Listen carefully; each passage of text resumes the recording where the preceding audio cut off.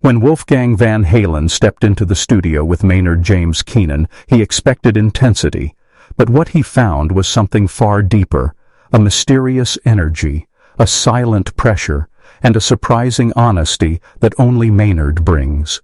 This is the untold story of what truly happened behind those closed doors. Wolfgang Van Halen had grown up around legends, but this call felt different. One afternoon, while he was working on a demo, his phone buzzed with a message from someone he never expected, Maynard James Keenan.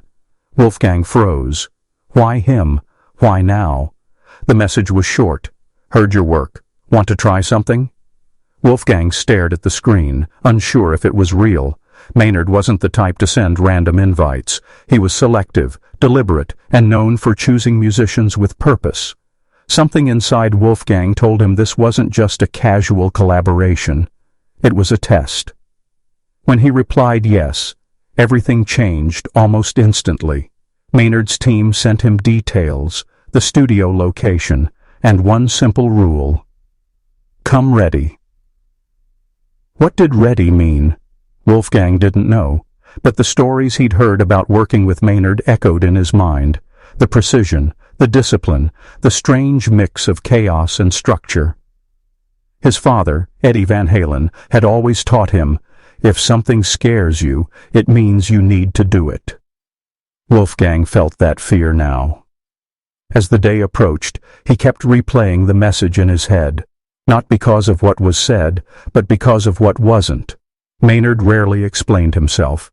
And now, Wolfgang was about to step into a world where silence spoke louder than words, and where every moment mattered. The studio didn't look like a normal studio. Wolfgang expected flashing lights, fancy equipment, assistants running around. But when he walked in, it was quiet. Too quiet. A dim light glowed above the mixing console, and in the corner sat Maynard James Keenan, calm, a still, almost statuesque. He didn't stand up, he didn't smile, he simply nodded. Wolfgang, he said softly, sit. There was no handshake, no introduction. Wolfgang wasn't sure if this was awkwardness or just Maynard's way of testing energy. On the table were a few sheets of handwritten notes. Some were lyrics, some were random sketches, and some were strange words that didn't yet make sense. Maynard pointed at one line. This is the feeling. Can you capture it? Wolfgang hadn't even unpacked his gear yet, but he knew the challenge wasn't technical. It was emotional. As he read the notes, he realized Maynard communicated in symbols, moods, impressions, not instructions. Maynard worked through instinct, not structure. What key? What tempo? Wolfgang asked. Maynard shrugged. You tell me. It was more intimidating than any strict guideline. Wolfgang was used to clarity. This was pure freedom, wrapped in pressure. Then Maynard leaned in and said something Wolfgang would never forget. I don't want you to sound perfect. I want you to sound honest. And with that, the real work began. Wolfgang plugged in his guitar, took a breath, and played the first idea that came to mind.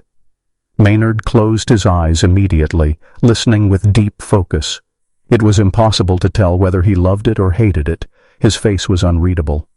After a few minutes, Maynard raised his hand. Stop. Wolfgang froze. Maynard walked over slowly, like he was approaching a piece of art he didn't want to disturb. What were you thinking when you played that? He asked. Wolfgang hesitated. I was trying to fit the mood. Maynard shook his head. No, don't fit anything. Feel it. He tapped Wolfgang's chest with 2 fingers. Play from here, not from here. He pointed to Wolfgang's head. It was the opposite of how most artists directed musicians. Usually people wanted precision, structure, polish. Maynard wanted raw energy. A human moment. Wolfgang tried again, but this time he stopped worrying about how it sounded. He played something messy, emotional, unfiltered. Maynard's eyes snapped open. There, that's it. Suddenly, Wolfgang understood. Maynard didn't want a guitarist. He wanted a translator. someone who could convert feeling into sound. That first breakthrough changed the entire tone of the session. Wolfgang felt himself letting go of technique and tapping into something deeper. It was the beginning of a connection that wasn't just musical, it was spiritual. Most musicians say things like, play softer, add distortion, or try a different chord. Maynard, he gave instructions like, imagine you're walking through a desert at night. Make it feel like uncertainty. What does tension sound like? At first, Wolfgang didn't know what to do with this, but slowly he realized that Maynard lived in imagery.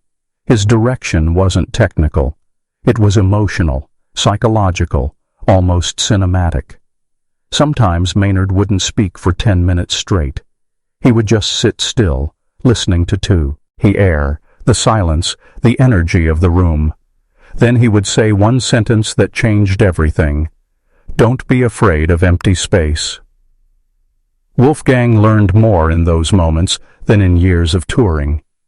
He also noticed something else.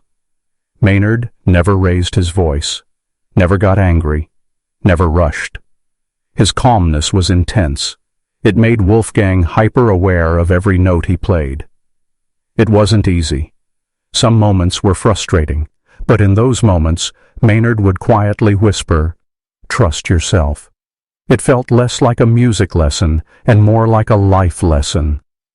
Even though Maynard never yelled, the pressure was real. Wolfgang felt it in the pauses, the silence, the expectation. Maynard would listen to a single phrase 20 times without reacting. Each second felt heavier than the last. Was it good? Was it bad? There was no hint. At one point, Wolfgang put down his guitar and sighed. Man, I don't know if I'm giving you what you want. Maynard walked over and sat beside him. You're not here to please me, he said. You're here to reveal something. Wolfgang didn't fully understand, but he could feel the weight of those words. Maynard continued, most musicians try to impress. Stop doing that. Just be real. That line hit harder than any criticism. Wolfgang realized he had been trying so hard to live up to his father's legacy that he forgot to let himself breathe. Maynard seemed to sense this. He didn't mention Eddie Van Halen, but his eyes said he understood the pressure Wolfgang carried. That moment cracked something open inside him. The next take was different, raw, painful, beautiful. And for the first time, Maynard smiled.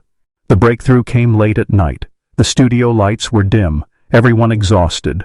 Wolfgang played a slow, haunting riff, something he didn't plan, something that came from deep within.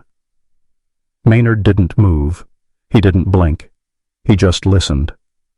When Wolfgang finished, the room fell silent. Maynard stood up, walked over, and said only one word. Finally. It wasn't loud or dramatic. It was the voice of someone who had been waiting for a door to open. And it finally did. Wolfgang asked, "What was different?" Maynard replied, "You stopped thinking. You started feeling." That riff became the foundation of the entire piece they were working on. From that moment, everything changed. The tension lifted, the energy shifted. Wolfgang felt lighter, freer, almost reborn musically. He realized that Maynard wasn't pushing him to be better. He was pushing him to be authentic. And authenticity is harder than perfection.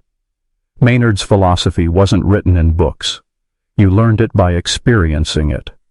One day, during a break, Wolfgang asked him, "Why do you work like this?"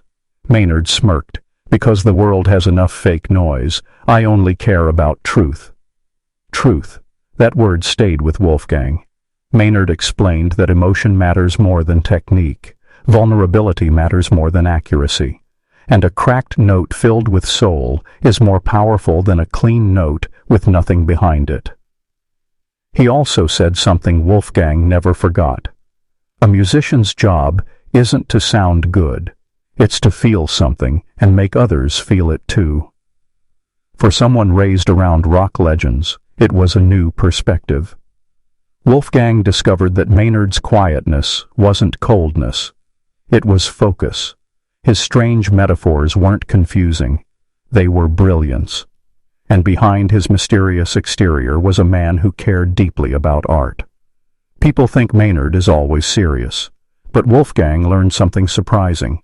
The man is secretly hilarious. During a long session, Wolfgang played a loud, unexpected chord. Maynard paused, then deadpanned. Well, that was a choice. The room burst into laughter. It broke the tension and made the collaboration feel human again. Maynard would slip in dry jokes when no one expected them.